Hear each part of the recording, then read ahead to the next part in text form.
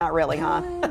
Wishful thinking? Yeah, well, I don't think that the entire weekend's going to be a washout, but we may have to deal with a few showers and storms at times. Now, this morning, we are dealing with some pretty strong wind. The rain is on its way out of here, but what we're getting behind it is what we call a wake low pressure area. And basically, it's kicking up the winds. The winds at times will gust 30 to 40 miles an hour. So really be paying attention to that. That can bring down some smaller trees, knock out the power for a few folks.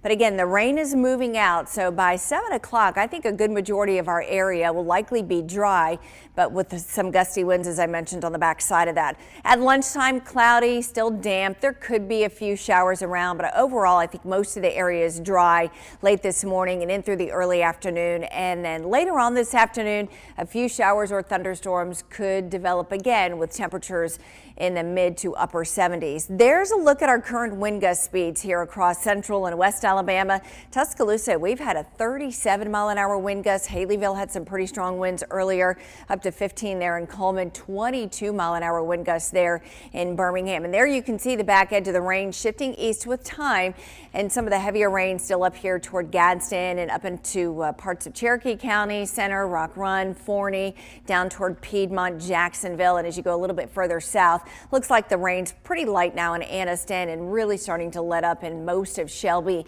and also Talladega counties too. So watch as we go through the remainder of the morning and into the afternoon. Not a lot of coverage showing up.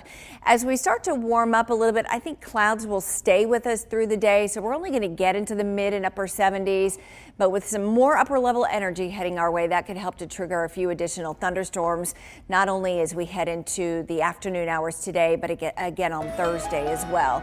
So again, the rain's moving out, gusty winds this morning, a few additional storms possible later today, and then scattered storms on Thursday, Friday, Saturday. Now, none of these days will be complete washouts, but it could get wet and stormy for a period of time. And then for Mother's Day, we're going to go with temperatures in the low and mid 70s. Again, a few showers or storms possible for Mom. That just means she'll be able to extend her nap during the afternoon.